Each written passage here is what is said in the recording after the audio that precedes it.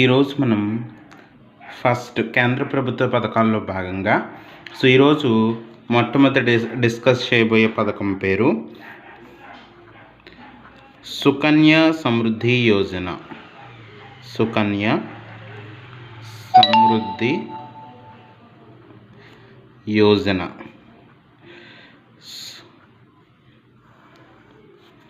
Okay, మనం discuss చేయబోయే first పథకం పేరు ఏంటంటే సుకన్య సమృద్ధి యోజన. జాగ్రత్తగా వినండి అమ్మా, క్లాస్ ఇంపార్టెంట్, రైట్. ఈ పథకం ఎవరికి సంబంధించింది అంటే ఈ పథకం ఆడపిల్లలకు, ఓకే, ఆడపిల్లలకు ఎంతో ప్రతిష్టాత్మకంగా అందించే స్కీమ్ ఇది. ఓకే, దీన్ని ఎప్పుడు ప్రారంభించారంటే జనవరి 22, 2015 సంవత్సరంలో ఈ పథకాన్ని ప్రారంభించారు. సుకన్య సమృద్ధి యోజన ఈ పథకాన్ని జనవరి 22, 2015 సంవత్సరంలో ఆడపిల్లలకు ఎంతో ప్రతిష్టాత్మకంగా గవర్నమెంట్ ఈ పథకాన్ని ఏర్పాటు చేసింది. ఓకే, మెయిన్ ఏంటంటే వాళ్ళు ఆడపిల్లలు పుట్టినప్పటి నుంచి పుట్టిన తరువాత 10 సంవత్సరాల వరకు, 10 సంవత్సరాలు అన్నమాట, 10 years. ఈ కాలంలో వాళ్ళు ఈ పథకానికి ఏం చేయాలంటే అంటే 250 రూపీస్ పోస్ట్ ఆఫీస్లో, ఓకే, పోస్ట్ ఆఫీస్లో 250 రూపీస్తో ఈ పథకాన్ని ఎన్రోల్ చేసుకోవాలన్నమాట, రిజిస్టర్ చేసుకోవాలి. ఓకే, ప్రతి ఇయర్ కూడా ఇయర్కి ఎంత అమౌంట్ అనేది పే చేసుకుంటూ ఉండాలి. గరిష్టంగా సంవత్సరానికి 1,50,000 వరకు వాళ్ళు గరిష్టంగా వాళ్ళకి కట్టుకోవచ్చు అన్నమాట. 250 రూపాయల నుంచి సంవత్సరానికి కట్టుకోవాలి. 250 నుంచి ప్రతి సంవత్సరం కూడా, అంటే ప్రతి నెల కూడా డిపాజిట్ చేసుకోవచ్చు అన్నమాట. మినిమం ఉంటుంది. గరిష్టంగా 1,50,000 సంవత్సరానికి అన్నమాట. ఇంత అమౌంట్ అనేది మనం కట్టుకుంటూ వెళ్ళాలన్నమాట. వెళ్తే గవర్నమెంట్ ఏం చేస్తుందంటే అమ్మాయి పెళ్ళికి కానీ ఉన్నత చదువులకు కానీ ఆ అమౌంట్ అనేది గవర్నమెంట్ ఇస్తుందన్నమాట. పెళ్ళికి కానీ ఉన్నత చదువులకు కానీ. అయితే 21 ఇయర్స్ అనేది అకౌంట్ మెచ్యూరిటీ టైం అన్నమాట. అకౌంట్ మెచ్యూరిటీ టైం అంటే ఏంటి, 21 ఇయర్స్ వరకు పే చేయాలన్నమాట, కట్టాలి. 21 ఇయర్స్ వరకు 21 సంవత్సరాలు కట్టాలన్నమాట. అయితే బాలిక కొన్ని స్కీమ్లు ఉంటాయి. 14 ఇయర్స్ స్కీమ్ ఒకటి ఉంది, 21 ఇయర్స్ ఒకటి ఉంది. అంటే 14 ఇయర్స్ వరకు జమ చేసుకోవచ్చు. 21 ఇయర్స్ వరకు ఏంటి ఇవ్వరన్నమాట. యాక్చువల్గా 14 ఇయర్స్ 14 సంవత్సరాలు కట్టుకోవాలి. 21 ఇయర్స్ వచ్చేదాకా అమౌంట్ ఇవ్వరన్నమాట. అంటే అకౌంట్ మెచ్యూరిటీ కాలం 21 ఇయర్స్ వచ్చేదాకా ఇవ్వరన్నమాట. పూర్తి అమౌంట్ అనేది ఇవ్వరు. సపోజు 18 సంవత్సరాలు వచ్చాయనుకోండి అమ్మాయికి, 18 సంవత్సరాలు వస్తే ఏంటంటే అమ్మాయి చదువులకి కానీ అవసరమైన, లేదంటే మ్యారేజ్కి కానీ అవసరమైన ఇందులో సగం అమౌంట్ ఇవ్వచ్చు అన్నమాట. సగం డబ్బులు ఇస్తారు. 18 సంవత్సరాలు దాటితే సగం డబ్బులు ఇస్తారు. కానీ పూర్తి అమౌంట్ ఎప్పుడు వస్తుందంటే 21 సంవత్సరాల తర్వాత వస్తుంది, 21 ఇయర్స్. ఓకే, 14 ఇయర్స్ అన్నమాట, 14 సంవత్సరాలు పే చేయాలన్నమాట, జమ చేయాలన్నమాట, 14 సంవత్సరాలు కట్టాలన్నమాట. Okay, right. అయితే బాగానే ఉంది. దీనికి కావాల్సింది ఏంటంటే జనన పత్రం ఒకటి, బాలిక యొక్క జనన పత్రం, మరియు అకౌంట్ అన్నమాట, బ్యాంక్ అకౌంట్. తండ్రి అకౌంట్ కానీ బ్యాంక్ అకౌంట్ కలిగి ఉండాలన్నమాట. ఇవి మాత్రం ఉండాలి. 18 సంవత్సరాలకి సగం డబ్బులు ఇస్తారు, మ్యారేజ్కి కానీ పెళ్ళికి కానీ, మ్యారేజ్కి కానీ ఉన్న చదువులకు కానీ. 21 ఇయర్స్ వరకు అసలు డబ్బులు ఇవ్వరన్నమాట, మొత్తం పూర్తిగా ఇవ్వరు, సగం అయితే ఇప్పుడు ఇస్తారు. 14 సంవత్సరాలు ఖచ్చితంగా ఈ స్కీమ్లో కట్టాలి. మీకు అర్థమైంది కదా, అర్థమైందని నేను అనుకుంటున్నాను. ఇది పోస్ట్ ఆఫీస్లో ఏంటంటే ప్రతి నెల కూడా ఎంతని మనం కట్టుకుంటూ ఉంటే దాన్ని బట్టి గవర్నమెంట్ 1% వడ్డీ ఇస్తుంది అన్నమాట. 8.1% వడ్డీ ఇస్తుంది. సో ఇది ఈ మధ్యకాలంలో మార్చడం కూడా జరిగింది. 8.3%గా మార్చారు. సో వడ్డీ అనేది చేంజ్ అవుతూ ఉంటుంది, మారుస్తూ ఉంటుంది, పెంచుతూ ఉంటారు అన్నమాట. సో వడ్డీ వచ్చిన తర్వాత 21 ఇయర్స్ నిండిన తర్వాత అమ్మాయికి ఇస్తారన్నమాట. సో మ్యారేజ్కి కానీ ఉన్నత చదువులకు కానీ. ఇది ఆడపిల్లల యొక్క శ్రేయస్సు కోసం ఏర్పాటు చేయబడిన సుకన్య సమృద్ధి యోజన పథకం అన్నమాట. ప్రస్తుతం సిచ్యువేషన్లో ఆడపిల్లలపై జరుగుతున్న యొక్క అత్యాచారాలు కానీ, లేదంటే ఆడపిల్లల విషయంలో భవిష్యత్ విషయంలో గవర్నమెంట్ భరోసాగా ఒక పథకాన్ని తీసుకొచ్చింది, అదే సుకన్య సమృద్ధి యోజన.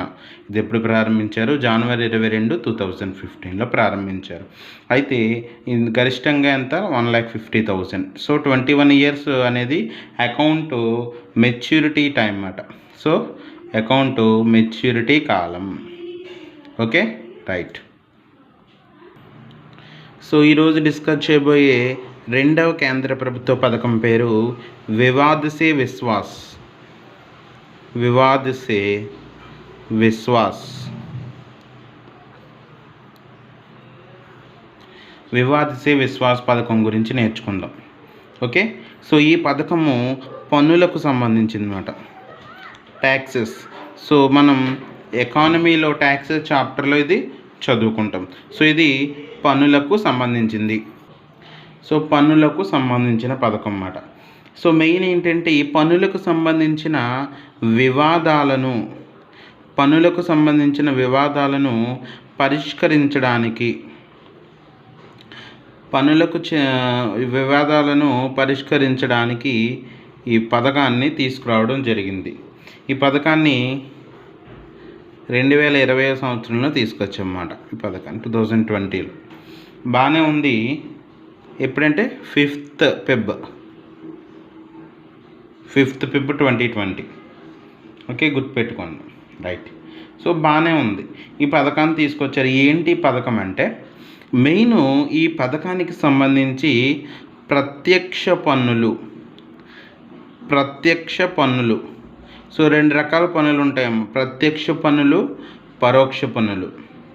సో జిఎస్టీ అనేది పరోక్ష పన్నులోకి వస్తుంది.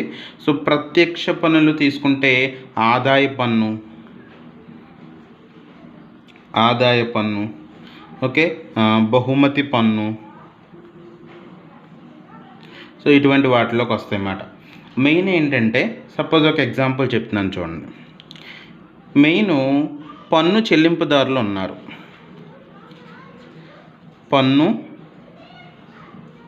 చెల్లింపుదారులు, అదేవిధంగా పన్ను స్వీకరణదారులు.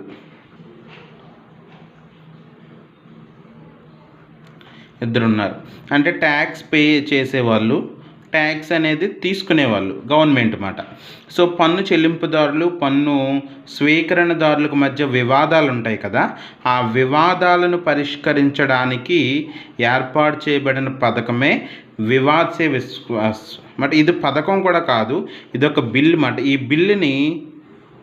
బిల్లుని 5th ఫిబ్రవరిలో లోక్సభ ఆమోదించింది అన్నమాట. 5th ఫిబ్రవరి లోక్సభ ఆమోదించింది ఈ బిల్ అన్నమాట. Okay, right. అప్పటి ఆర్థిక మంత్రి అయినటువంటి నిర్మలా సీతారామన్ గారు ఈ పథకాన్ని బడ్జెట్లో భాగంగా ప్రవేశపెట్టారు అన్నమాట. Okay, right. వీళ్ళ మధ్య ఉన్న వివాదాలను పరిష్కరించడానికి వివాద్ సే విశ్వాస్ అనేది తీసుకొచ్చారు. బాగానే ఉంది. ఇప్పుడు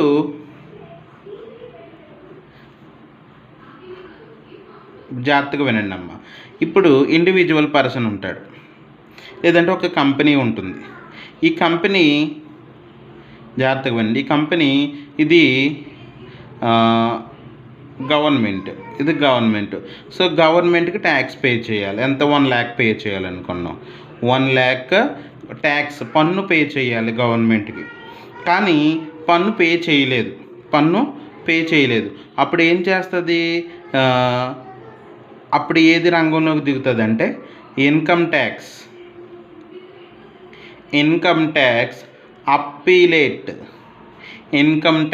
అప్పీలేట్ ట్రిబ్యునల్ అన్నమాట. సో ఇది విచారణకు తీసుకుంటుంది అన్నమాట.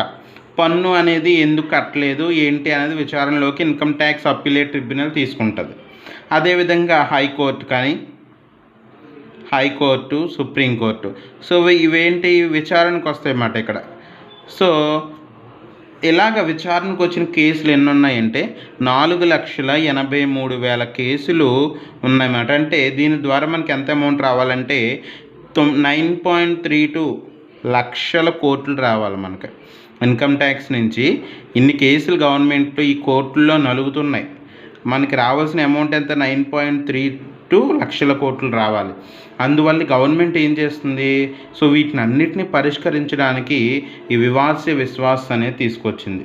సో దీని ప్రకారం ఏంటంటే మీరు ఈ కంపెనీ కానీ పర్సన్ కానీ గవర్నమెంట్కి మార్చ్ 31, 2020లోగా పే చేశారనుకోండి, వీళ్ళకి పెనాల్టీ ఏమీ పడదు. లేదంటే ఒకవేళ జూన్ 30, సో మార్చ్ 31 నుంచి జూన్ 30 లోపల, జూన్ 30 కన్నా ముందు పే చేస్తే పర్లేదు.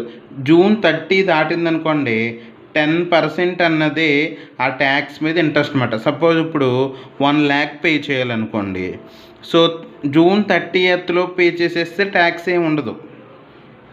ఓకే, అంటే మార్చ్ 31 లోపు పే చేసేస్తే ట్యాక్స్ ఉండదు. మార్చ్ 31 దాటింది జూన్ 30 వరకు ట్యాక్స్. ఈ రెండింటి మధ్య కాలంలోనే 10% అమ్మ. అంటే ఏంటి 10% అంటే ఎంత? 10,000.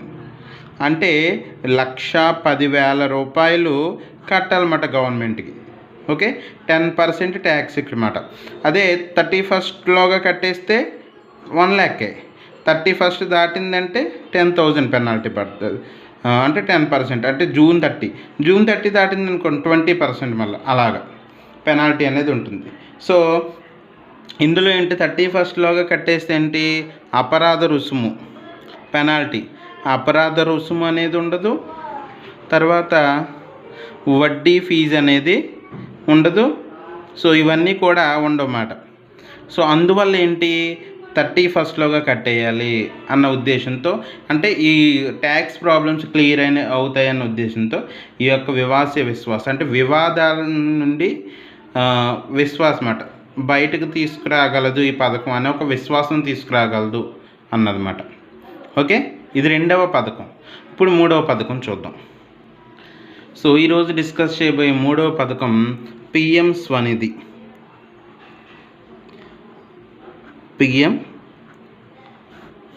స్వనిధి పథకం. ఈ పిఎం స్వనిధి పథకం గురించి చూద్దాం, జాగ్రత్తగా వినండి.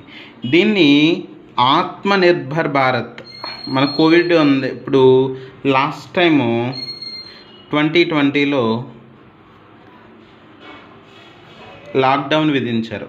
సో లాక్డౌన్ విధించడం వల్ల ఏమైంది, మెయిన్ ఎక్కువగా ఎవరు నష్టపోయారంటే వీధి వర్తకులు, స్ట్రీట్ వెండర్స్ అంటాం. సో ఎందుకంటే వీధిలో చిన్న బళ్ళు మీద ఏవోటి అమ్ముకునేవాళ్ళు. సో వాళ్ళ వ్యాపారం అంతా పోయింది.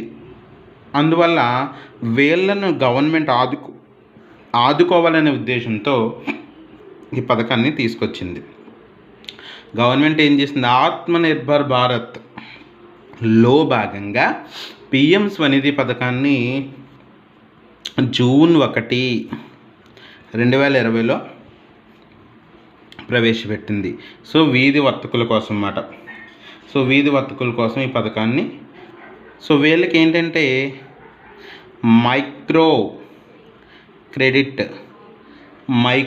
క్రెడిట్ సౌకర్యం కల్పిస్తారు. అంటే ఏంటి మైక్రో క్రెడిట్ సౌకర్యం అంటే సూక్ష్మ రుణ సదుపాయం. అంటే ఏంటంటే ఈ పథకం ప్రకారం 10,000 రూపాయలు వీళ్ళకి ఇస్తారు. 10,000 కానీ 5,000 కానీ ఇస్తారు. 10,000 రూపాయలు వడ్డీ రాయితీతో ఇస్తారన్నమాట. వడ్డీ రాయితీతో రుణం ఇస్తారన్నమాట. గవర్నమెంట్ రుణం ఇస్తుంది. అయితే ఈ రుణం ఇచ్చిన తర్వాత వాళ్ళు ఇన్ టైంలో కట్టేసుకున్నారు అనుకోండి, అంటే ప్రతి నెల కట్టుకోవాలి. ఇన్ టైంలో కట్టుకున్నారనుకోండి, మొత్తం అయ్యేటప్పటికి 7% అనేది వడ్డీ రాయితీయే వస్తుంది వీళ్ళకమాట, వీళ్ళ అకౌంట్లో పడిపోతుంది. ఓకే, అంటే వీళ్ళ అకౌంట్ ఉంటే ఆ అకౌంట్లో గవర్నమెంట్ 10,000 వేస్తుంది వీళ్ళకి, ప్రతి నెల కట్టుకోవాలి. ప్రతి నెల కట్టుకున్నారనుకోండి ఇన్ టైంలో, అంటే తొందరగా ఇచ్చిన టైంలో గడువులో కట్టేసుకుంటే 7% వడ్డీ రాయితీ వస్తుందన్నమాట వాళ్ళకి. అదేవిధంగా వీళ్ళు పే చేసి ఉంటాయి కదా, వీళ్ళు పే చేసే చెల్లింపులు డిజిటల్లో చెల్లించారనుకోండి, అంటే యూపీఏ ట్రాన్సాక్షన్ చేశారనుకోండి, సో డిజిటల్ లావాదేవీలు ప్రోత్సాహానికి మెయిన్.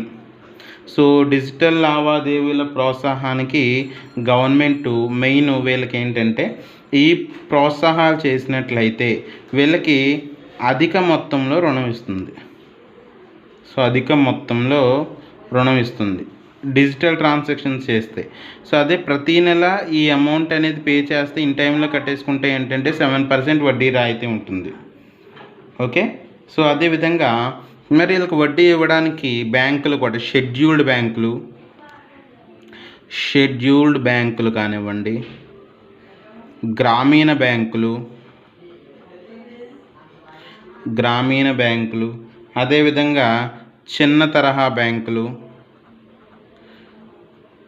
ఓకే, అదే ఎన్బిఎఫ్సిలు, నాన్ బ్యాంకింగ్ ఫైనాన్షియల్ కార్పొరేషన్, ఎన్బిఎఫ్సిలు, సో ఇవి కానీ, సో ఇటువంటి కోఆపరేటివ్ బ్యాంక్స్ కానీ, ఇవన్నీ కూడా రుణాలు ఇవ్వడానికి రెడీగా ఉంటున్నాయి అన్నమాట. ఓకే, సో ఇది మెయిన్ ఉద్దేశం ఏంటంటే, పథకం ఉద్దేశం వీధి వ్యాపారుల కోసం ఏర్పాటు చేశారు. సో ఫుల్ ఫామ్ కూడా చూడండి, పిఎం స్వనిధి అంటే ఫుల్ ఫామ్ ఏంటంటే ప్రధానమంత్రి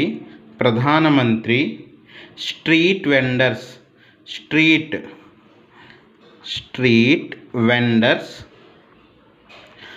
ఆత్మనిర్భర్ నిధి. ఫుల్ ఫామ్ ప్రధానమంత్రి స్ట్రీట్ వెండర్స్ ఆత్మనిర్భర్ నిధి. ఓకే, దీన్ని ఎప్పుడే ప్రారంభించారు? జూన్ 1, 2020లో ప్రారంభించారు. సో ఎవరి కోసం? వీధి వర్తకుల కోసం. సో దీని ద్వారా సూక్ష్మ రుణ సదుపాయం కల్పిస్తారు. ఎంత? 10,000 రూపాయలు. సో వడ్డీ రాయితీ ప్రతి నెల కరెక్ట్ టైంలో కట్టేస్తే 7% వడ్డీ రాయితీ. ఓకే, నెక్స్ట్ డిజిటల్ లావాదేవీల ద్వారా చెల్లింపులు చేశారనుకోండి, అది మళ్ళీ నెక్స్ట్ టైం అధిక మొత్తంలో రుణం ఇస్తారన్నమాట. ఓకే, సో ఇవన్నీ కూడా గవర్నమెంట్ బెనిఫిట్స్ ఇస్తుందన్నమాట. సో దీని ద్వారా ఏంటంటే 50 లక్షల మందికి బెనిఫిట్ అవుతుంది. అదేవిధంగా గవర్నమెంట్ కోసం 5,000 కోట్లు కేటాయించింది. 5,000 కోట్లు. ఓకే, 50 లక్షల మంది బెనిఫిట్ అవుతారు. సో ఇది పిఎం స్వనిధి పథకానికి సంబంధించింది. ఓకే, సో ఇప్పుడు దాకా 3 పథకాలు చూసాం కదా. సో నెక్స్ట్ క్లాస్లో నెక్స్ట్ పథకాలను చూద్దాం. Thank you.